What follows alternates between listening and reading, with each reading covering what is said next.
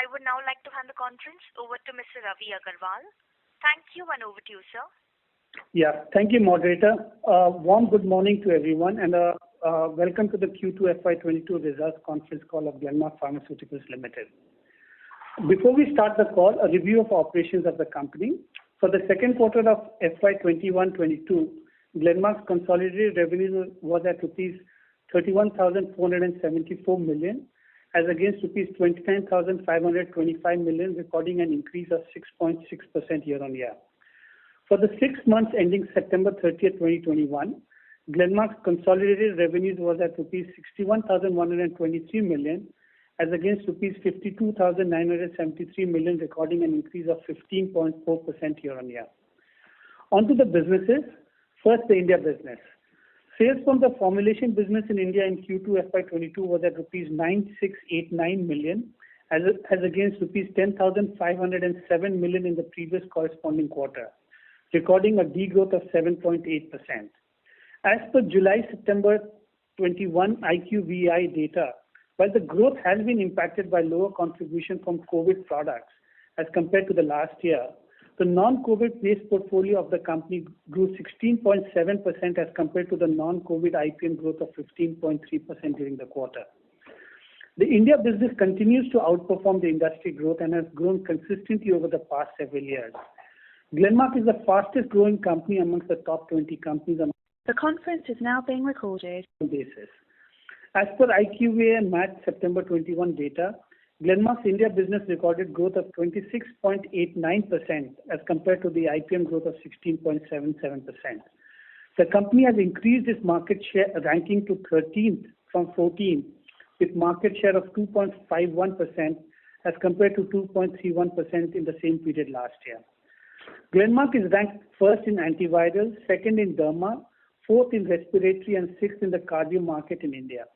The company launched 10 new products during the quarter. Amongst key launches, the company launched super bioavailable form of itraconazole under brands Sintran SB and Canditrol SB, further building on its antifungal franchise. Suba itraconazole provides higher bioavailability at lower dosages as compared to traditional itraconazole. The India formulation business achieved several important milestones. As per IQVIA March September 21, FabiFlu was the second largest brand across all brands in India during the period. Telma became the second brand of the company to achieve sales of rupees 300 crores as per IQVIA. Ascoril D Plus became the 10th brand of Glenmark to enter the IPM 300 brand league. Glenmark's novel patent protected and globally researched sodium glucose co-transporter 2 inhibitor, remogliflozin, continues to do well in India. The company launched Remo MV, Remozen MV, which is the first triple combination of remogliflozin, vildagliptin, and metformin for type 2 diabetes in adults at an affordable price in October 2021. This strategy is now showing results with total remogliflozin sales, including brand extensions and combinations, growing in strong double digits during the quarter. Phase 3 clinical trials for nitric oxide nasal spray to be launched under Glenmark's brand Fabi Spray are currently ongoing, and the company expects to commercialize the product during the calendar year. Glenmark has an exclusive long-term agreement with Canadian biotech Sanotize to commercialize Fabi Spray for COVID-19 treatment in India and certain other Asian markets. Glenmark's consumer care business recorded revenue of rupees 496 million in the second quarter. Secondary sales in Candid Cream grew 46% year-on-year, while La Shield recorded its highest secondary sales in the quarter with growth of 130% year-on-year. Candid Powder maintained its dominant market leadership status with a market share of 64.2% for H1. Coming to North America, North America registered revenue from sales of finished dosage formulations of rupees 7,543 million, which is USD 102 million, for Q2 FY22 as against revenues of rupees 7,522 million, USD 101 million for the previous corresponding quarter. Glenmark received final approval for clindamycin phosphate foam 1% during the quarter. In addition, Glenmark launched telmisartan and hydrochloride as tablets. The company filed 11 ANDA applications with the US FDA, including 3 filings from Monroe in H1 FY22, and is on track to file 18 to 20 ANDAs in FY22, including 4 to 5 filings from Monroe. Glenmark's marketing portfolio in the US as on end September 30th, 2021 consists of 175 generic products authorized for distribution.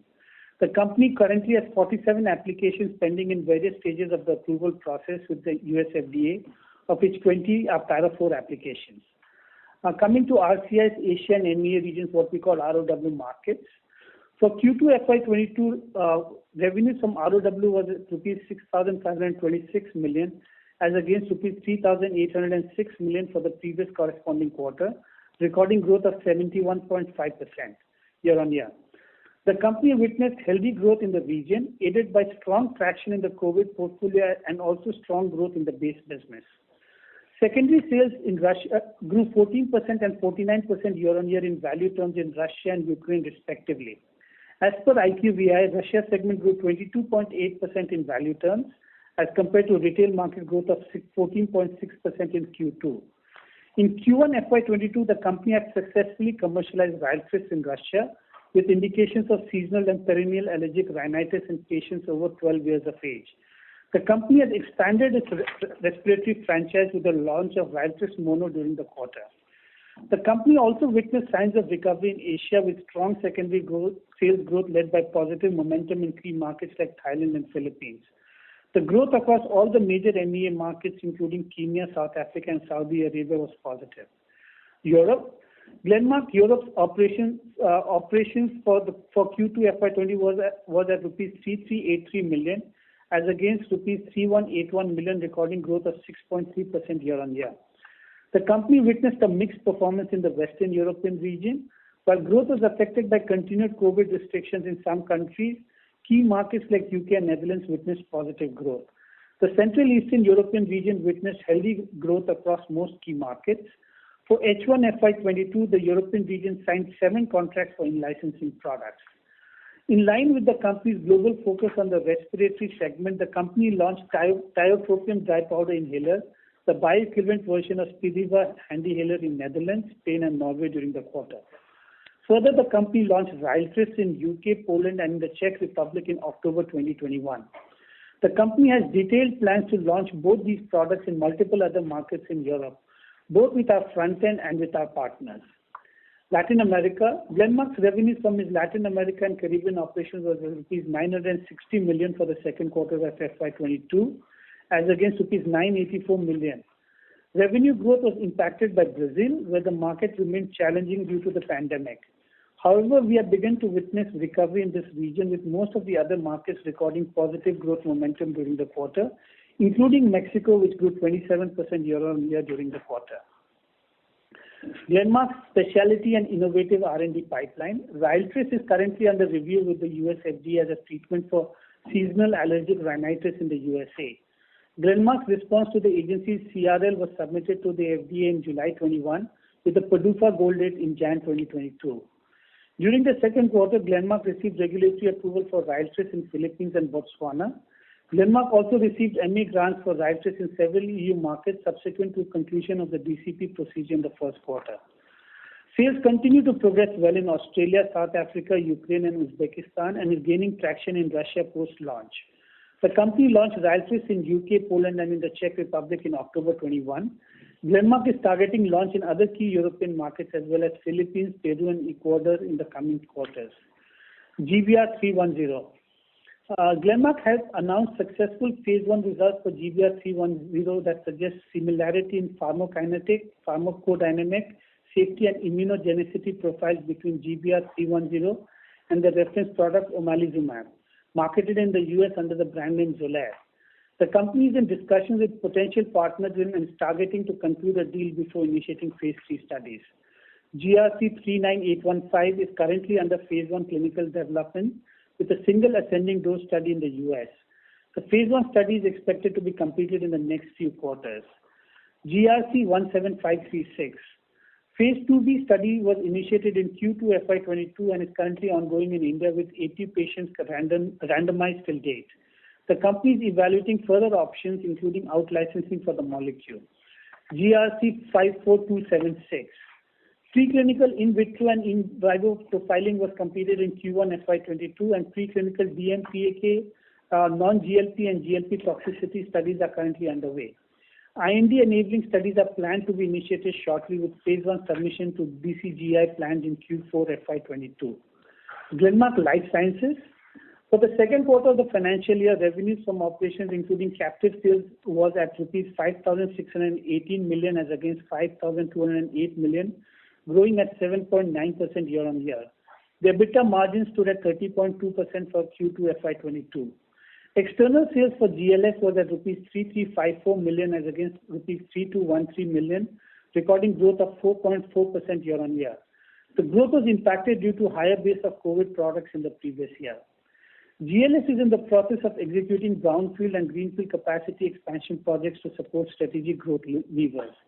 GLS declared an interim dividend of rupees 10.5 per share on a face value of rupees 2 in the quarter. For further updates on the organization, please log on to www.glenmarklifesciences.com. Ichnos Sciences. For the second quarter of the financial year, Glenmark invested rupees 1850 million, which is $25 million, as compared to rupees 2250 million, which is 30.09 million invested in the corresponding quarter of the previous financial year. For the first 6 months of the current financial year, Glenmark has invested rupees 3467 million, which is $47 million USD, as compared to rupees 3980 million, which is USD 53.23 million invested in the corresponding period of the previous financial year. For further updates on the pipeline and the organization, please log on to www.ichnossciences.com.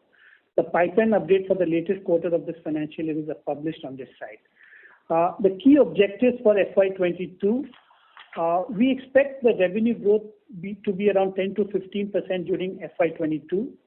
We expect to sustain EBITDA margin performance at similar levels of FY21. We expect to reduce debt by at least rupees 16 billion in FY22 through a combination of free cash generation and IPO proceeds. Post FY22, the strategic priority is to enhance the free cash generation for further debt reduction. We prioritize this over R&D investments and capital expenditure. We also expect to close 1 to 2 out-licensing deal agreements in Ichnos during the current financial year. Some notes before we open for Q&A.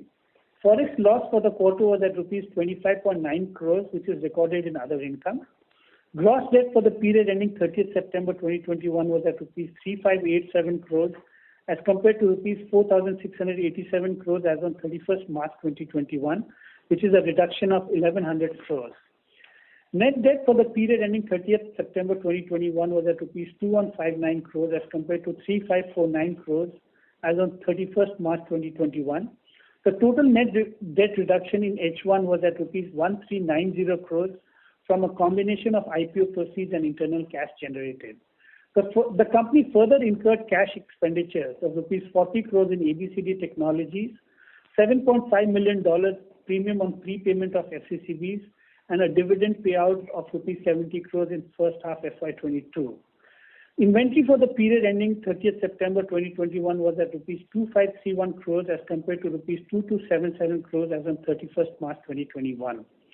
Receivables for the period ending 30th September 2021 was at rupees 2810 crores as compared to rupees 2572 crores as on 31st March 2021. Payables for the period ending 30th September 2021 was at rupees 2379 crores as compared to rupees 2238 crores as on 31st March 2021.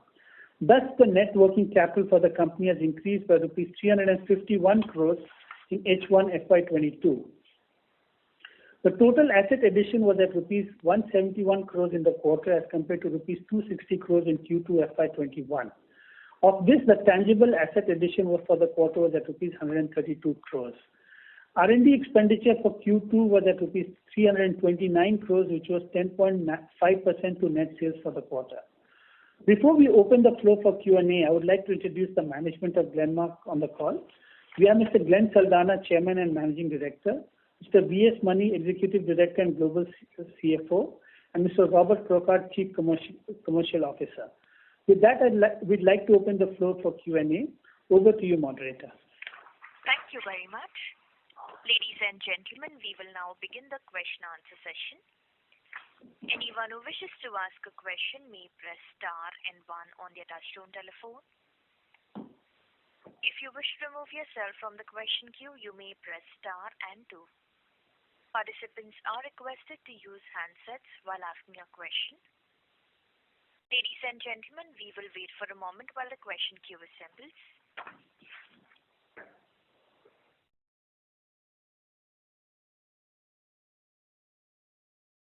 The first question is from the line of Damayanti Kerai from HSBC Securities. Please go ahead. Hi, good morning. Thank you for the opportunity. My first question is a clarification on IPO proceeds. So, did you receive around 10 billion of proceeds during the quarter, which was utilized for debt reduction out of the 12 billion which you earlier indicated? So, Damayanti, good morning. This is Mani here. So, for the IPO, we received about 1,513 crores. So, of which we have, most of it has, all of it has gone in debt reduction only. And out of which about 160 plus crores we have spent on actually the issue expenses, plus there were some taxes on the offer for sale. So, net we received about something like 1,350 or so. So, all that has gone in debt reduction. Okay, and the remaining amount we should be receiving in the second half? No, there is nothing to receive. No, we have received everything. No, that what I'm saying, 1,500 plus crores we received as IPO proceeds. Of which 1,060 was primary, 460 odd was the offer for sale. I've received both the monies, and out of both the monies also, when you do an issue, you have to spend some money on the expenses. Plus an offer for sale, because it's like a secondary sale, you have to pay some taxes on that. Net of all that, we received about 1,350. That has all gone to reduce the debt. Okay. As you can see, my net debt has gone down to almost 1,400 crores. So this has gone a big way in reducing that. Yeah. Plus we got some internal accruals as well. Okay, so thank you for clarification. And in the second half, whatever like our debt reduction target, it will be mostly done through the internal cash generation. Yeah, absolutely. Yeah. So whatever we have said, 200 plus crores will happen in the second half. Yeah. To reach our target of at least 1,600 crores or whatever. Okay, and my second question is on ROW market. Very strong performance during the quarter. So obviously COVID could have some contribution. But can you clarify like how much sales we have received on part of COVID products, and how is the base business going, and how should we look at this part of the business? Hi, good morning. It's Robert here. I'll take that. So just in short, if you look at the base business, excluding our Fabi products, we've been looking at around about 20+% growth. But we've seen across our COVID products very positive results across multiple markets. So, and we continue to believe that the base business will continue to grow in this basis. Okay, sure. And my last question is on US. I say like steady performance in a difficult environment. So, what is the price erosion which you are witnessing in your portfolio, and when do you see some normalcy to set in the market? Okay. So, look, I think, yes, you're right. I mean, it's been a very tough environment out there, and pricing has been the number one reason for us finding it extremely difficult. We find that the pricing is up to as high as 15%, around in that region, 10 to 15%, the price erosion. Sorry, around 15% you mentioned. No, it's so the price erosion on the entire portfolio is around 6-7%, somewhere thereabouts. Okay. And when do you expect some normalcy to set in here? So I think on the price erosion, on a consistent basis, for us, given that we have, given that we have a lower base, we think overall, the US will continue to grow YOY in the second half, right, and continue to grow QOQ, right. Price erosion is going to continue to sustain. It's going to be high. So I don't think you can expect, a significant improvement in the price erosion environment. Thank you, Glenn. Thanks for your response. I'll get back in the queue. Thank you. A reminder to the participants, if you wish to ask a question, please press star, then 1 on your touchtone telephone.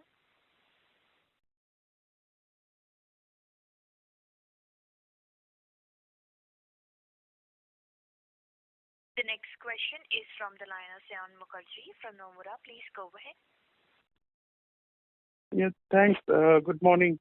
Glenn, on the India business, given that there have been some generic competition in Flozins and Gliptins, is that impacting your growth? Because if I look at a 2-year CAGR, it's sort of in single digits. So is the growth in India slowing down? And can you just talk through what are the positives and negatives that we can think of for the India business, and what sort of growth you are expecting going forward? I think India continues to do very well for us, right? I mean, we continue to remain the fastest growing company. We are consistently outperforming with Favi, without Favi. The growth numbers also remain very strong, right? I mean, that remains consistent. To answer your question about the diabetes franchise, there has been a slowdown, obviously, because of dapagliflozin and some of the other ones. But we're still growing YOY, right, in the diabetes space. And Q2 was a good quarter because with the launch of the triple combination, that really helped the overall diabetes franchise. So, I mean, we remain very confident of India, right? If you see IMS also, you're talking of IQVIA puts us at 15+% growth. So it's a strong franchise, and we see those growth trends to continue. And Glenn, this Remo, till how long you have patent protection here? And will that be an issue whenever it goes off patent? So I can't comment on the specific patent expiry, but as far as Remo goes, as you've already witnessed DAPA, erosion in the same class, right? So there are lots of players who are in the DAPA space, right, in the SGLT2 space. And I think, we don't anticipate that there'll be a significant, dent in the franchise, right, beyond the point. Obviously, growth, the extraordinary growth that we were seeing in Remo, there is a slowdown there, right, because of the DAPA generic launches, and soon it will be EMPA and some of the others also, right? But the franchise is still growing for us YOY and on a consistent basis. Okay. My second question is on the US market. There is a fair bit of a decline sequentially. Now, what I also notice is that there has been a lot of product recalls, particularly injectables from the Monroe facility.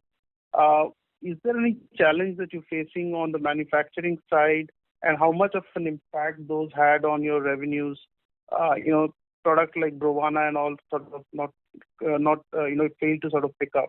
If you have any comments on what's happening on the manufacturing side and product recalls.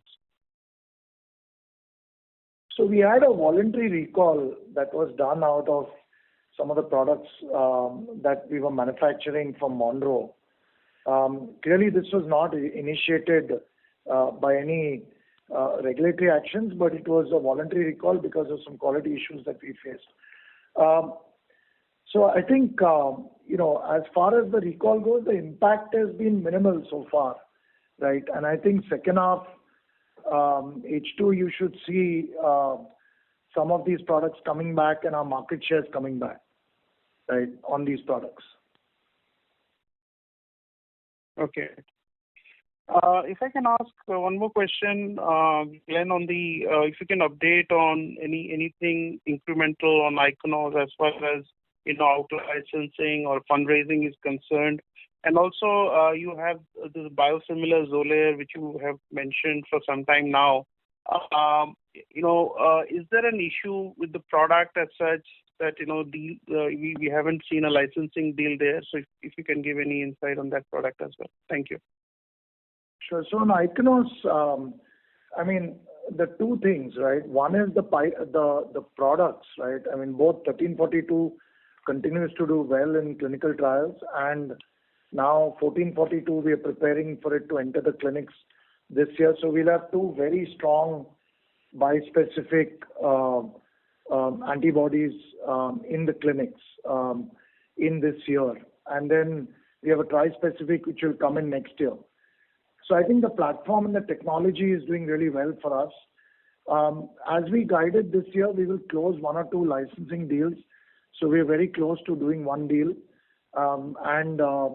We still remain on course to doing 1, maybe even 2 deals yet this year, right? Which will bring in some upfront payments into Ichnos and some cash flows this year.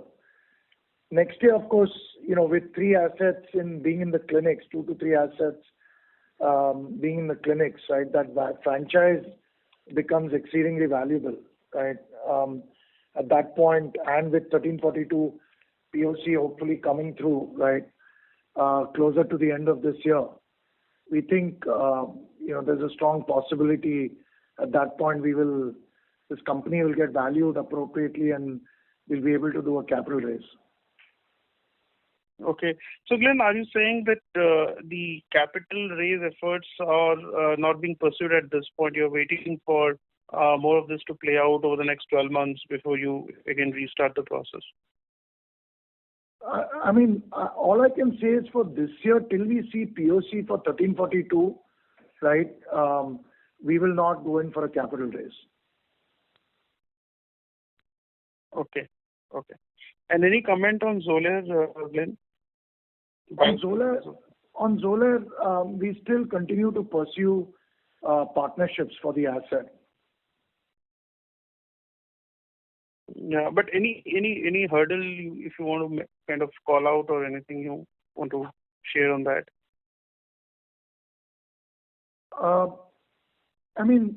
We are phase 3 ready with Xolair.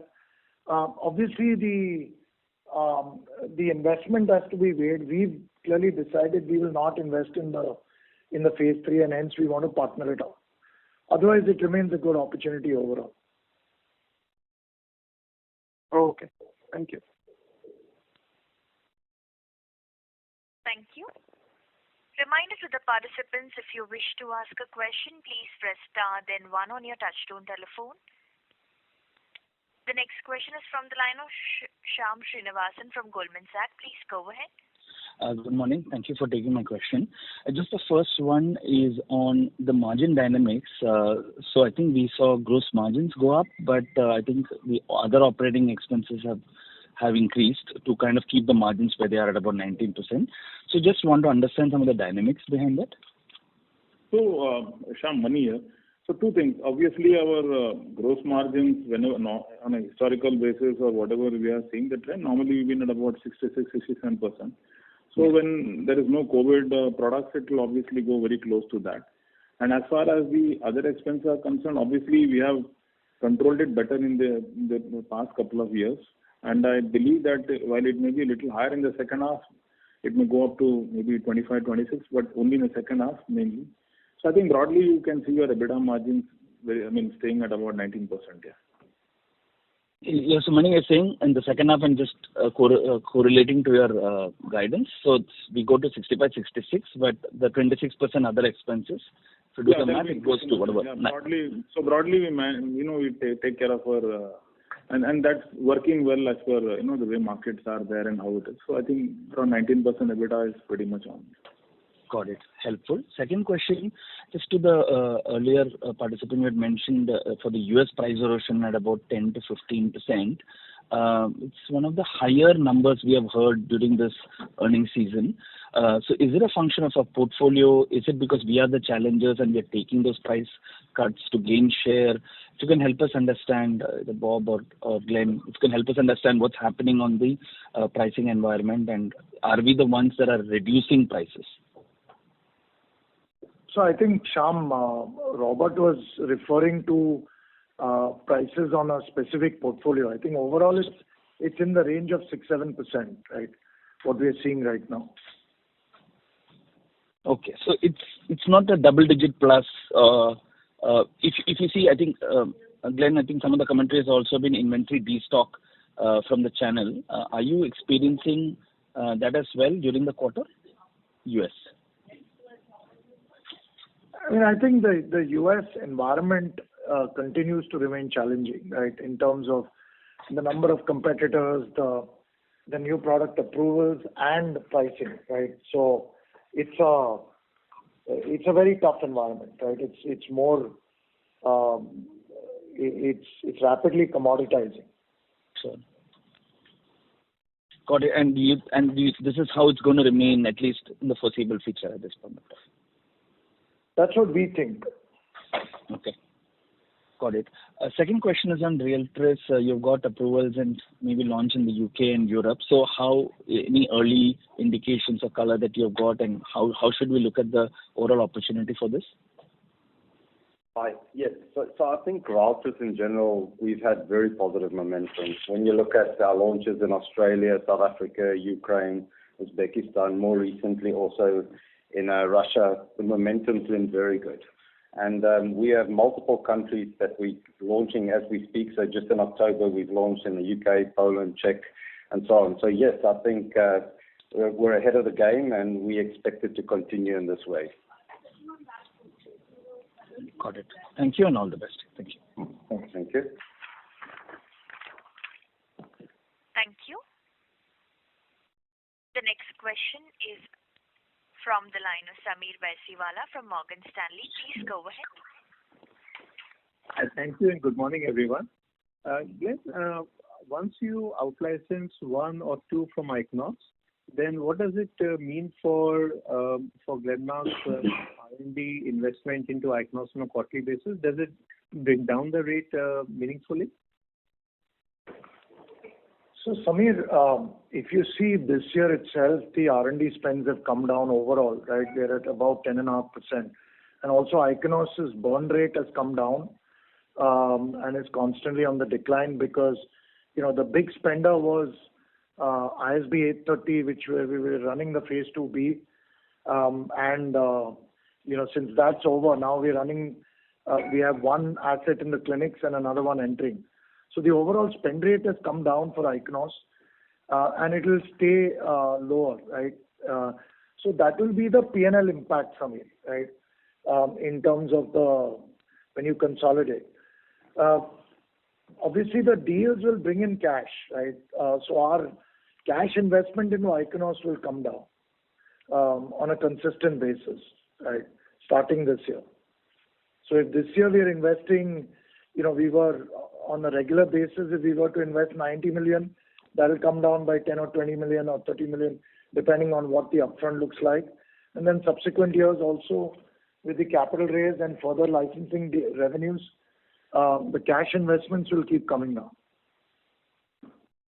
Okay, that's great. And one lead candidate that's very likely to get out licensed, that's 830. I think both 830 and 880, right, are the two assets, right, that we are hoping to out license this year. So we're pretty comfortable that at least one of the two will get done pretty quickly. Okay, that's great. And Glenn, any thoughts on Spiriva tiotropium for the US market? So we are working on it, Sameer. All we can say is, our respiratory launches in the US will start from FY24 onwards, right? So if I look at the next few years, next year, Ryaltris will be a big driver to our revenues globally, right? Basically, pan-Europe, along with Menarini, US, along with Hikma, and in the rest of the world, we'll be commercializing in multiple markets on our own. So FY23 and FY24 will be big years for Ryaltris in terms of the revenue scale-up. And the way the product is doing, as Robert mentioned, right, since it's doing really well, we're able to get share. That should be a good contributor to us. From 24 onwards, we will start launching.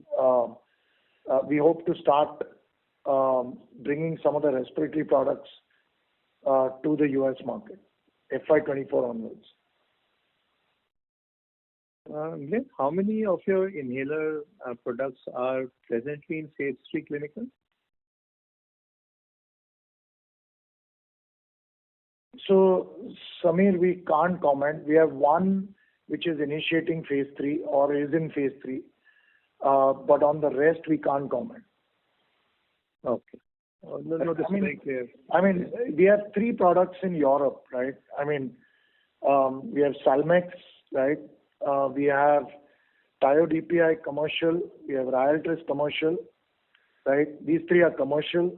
We have one more product, which is we are hoping to commercialize next year, which is a big product.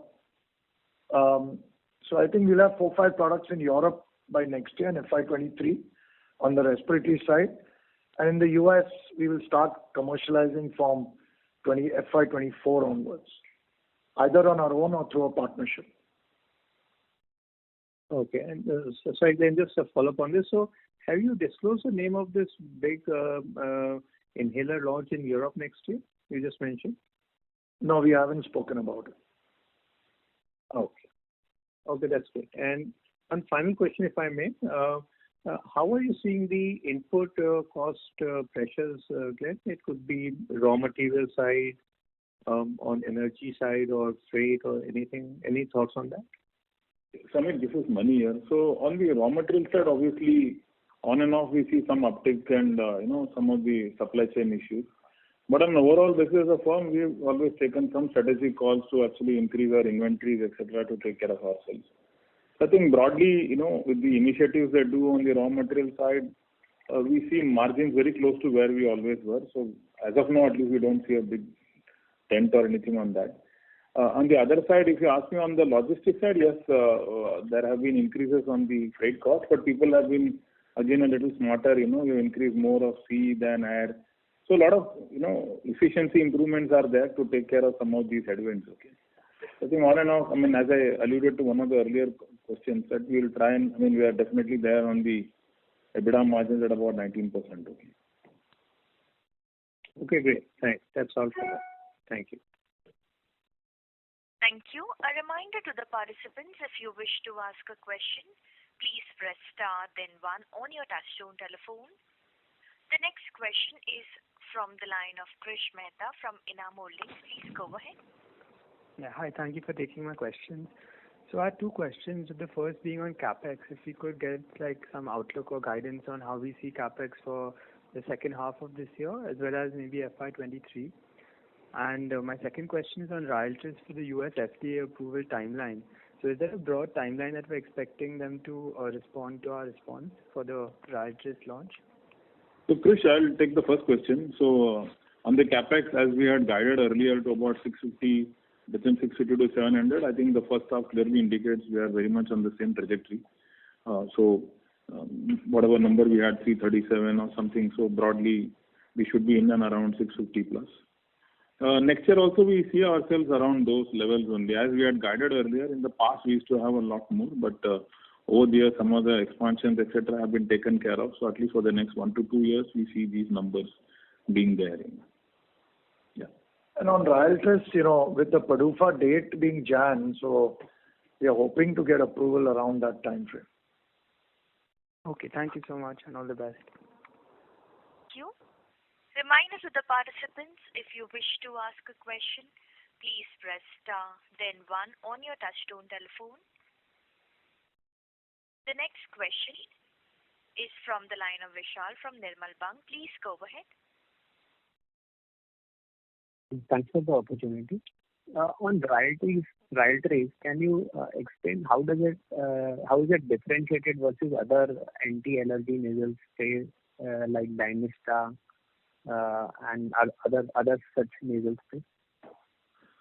I mean, we have a big phase 3 study which has actually shown superiority of mometasone and olopatadine into the monotherapies, right, of plain mometasone and other ICS products, right, in the phase 3. So there is clear evidence of better efficacy, right, and that's the biggest driver for the product.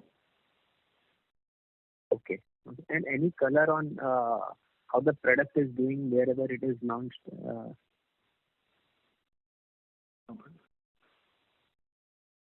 The product's doing well across all the markets, right?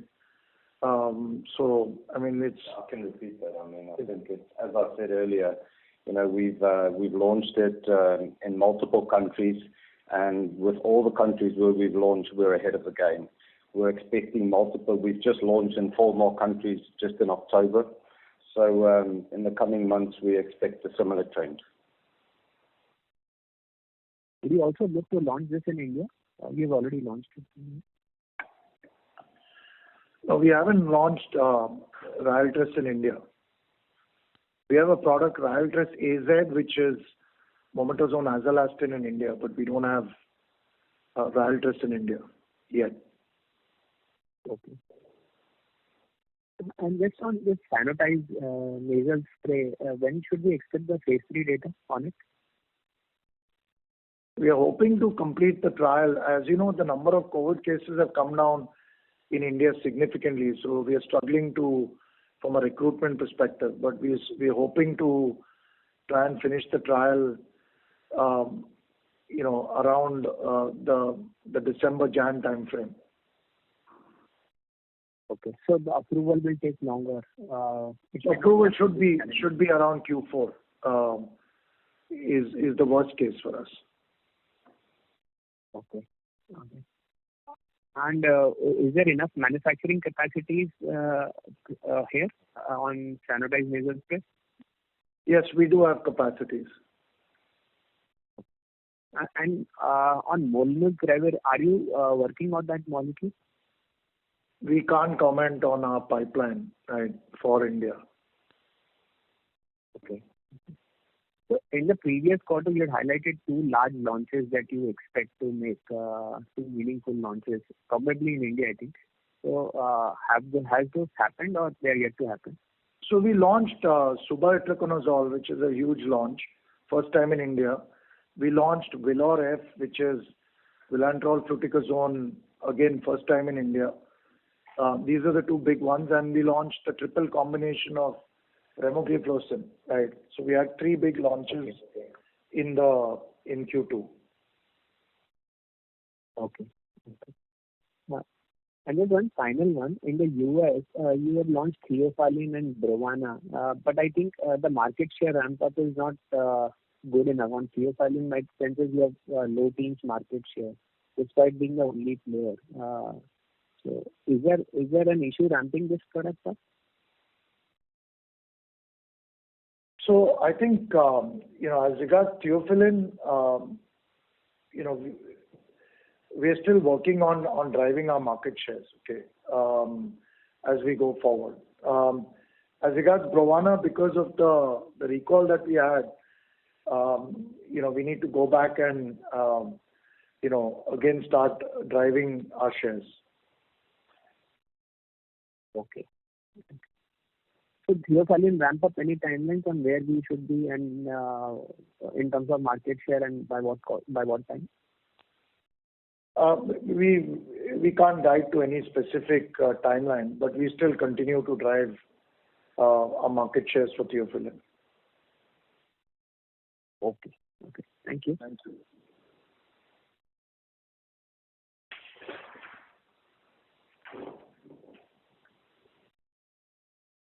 Thank you. A reminder to the participants, if you wish to ask a question, please press star then 1 on your touchtone telephone. The next question is from the line of Nitin Agarwal from DAM Capital. Please go ahead. Hi, good morning. Thanks for taking the question. Glenn, on the Monroe asset, it's one of our largest CapEx investments, so far. From a returns on this asset perspective, how should one think about returns on this asset incrementally going forward?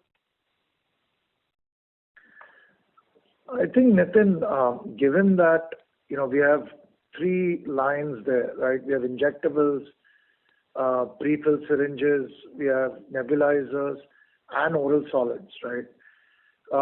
We feel pretty comfortable. I think starting next year, right, you'll see a host of launches coming out of that asset, right, and that facility, which should drive the payback, right, for our investment. Go ahead.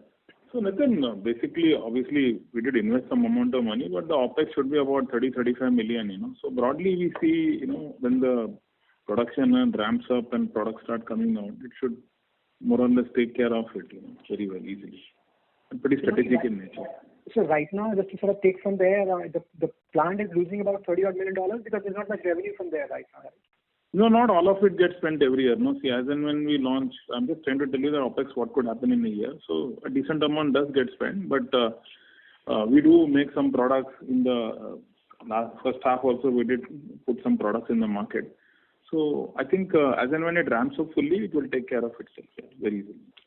And Anmani, from a timing perspective, when are you penciling the business sort of covering its OpEx and delivering possible profitability for asset? Yeah, I think there is a good. I mean, next year we see it, more or less taking care of itself. Secondly, just sort of taking off from there, on the margins, we've been at about this, we've scaled up to 19% margins now. Where do we grow from here over the next 2-3 years? And in your assessment, what has been the driver of the margin expansion from here on? Yeah, okay. Yeah. So, Nitin, if you look at it, obviously we've grown it well and reached it to about 19%. Here on, we'll try and add on to it, but we wouldn't like to commit to a number. I mean, the way, and also you see some headwinds here and there in terms of cost, etc. But on a very broad way, when we do our workings and look at our plans, we see 19 to be very comfortable. I think, Nitin, to add to what Mani is saying, right, the key for us is our spends in Ichnos, right? So while on the P&L level, we'll remain at around 19-odd%, the cash, at the cash level, right, because of our lower investments in Ichnos, the overall, the cash margins will be significantly higher. That's the way to think about us. Okay. And Glenn, from a business perspective, how do you see the various parts of the business in terms of where they stand? I guess with the IPO fundraise and with CapEx sort of coming off, hopefully that the cash flow picture clearly seems to be a lot clearer than it was earlier. Now, from a business perspective, how are you looking at the business in the core business in the next 3 years from a scalability perspective? So I think, our view, Nitin, is this business can grow 10-15% CAGR, right, over the next 5 years, very comfortably. And, that's a good enough trajectory for us, right? And as I said, so next year, because of the high base of COVID product sales in this year, right, next year, our growth could be challenging, but I think from the following year, of course, Ryaltris will be a big contributor next year, right, to the top line. But I think from the following year, very comfortably, with all the respiratory launches we have in the US and some complex generics coming to market from FY24 onwards, we see this business scaling up quite nicely, with a 10-15% CAGR over the next 3 to 5 years. And I'm going to squeeze in the last one. Glenn, our big asset allocation for us, capital allocation for us in the last several years has been the European business, where we bought a bunch of brands over the years. In your assessment, where has the business reached from a profitability perspective, and where does it go from here?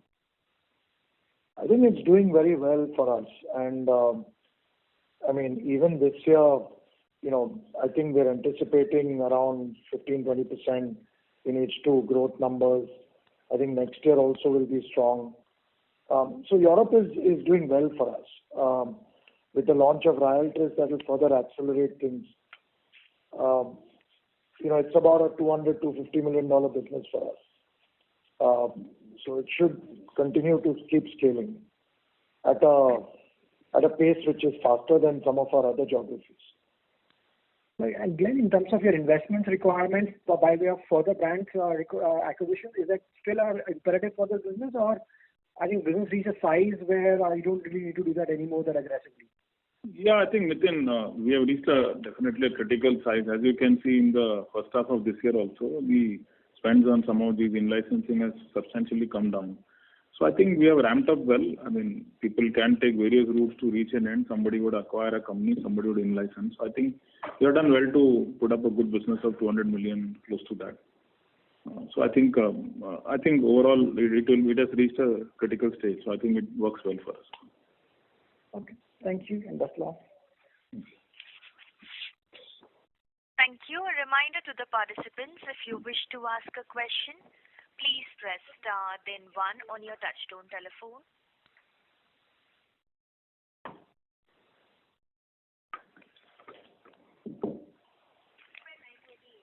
I'd like to remind all participants, if you wish to ask a question, please press star then 1 on your touchtone telephone. Ladies and gentlemen, that was our last question for today. I would now like to hand the conference over to Mr. Ravi Agarwal for closing comments. Over to you all. Yeah. Thank you, moderator. We will read the disclaimer before we end. The information, statement, and analysis made in this presentation describing the company or its affiliates' objectives, projections, and estimates are forward-looking statements. These statements are based on current expectations, forecasts, and assumptions that are subject to risk and uncertainties which could cause actual outcomes and results to differ materially from those statements depending upon economic conditions, government policies, and other incidental factors. No representation or warranty, either expressed or implied, is provided in relation to this presentation. This presentation should not be regarded by recipients as a substitute for the exercise of their own judgment. The company undertakes no obligation to update or revise any forward-looking statements, whether as a result of new information, future events, or otherwise. With this, we end the call today. A very big thank you to all of you for joining us on the call.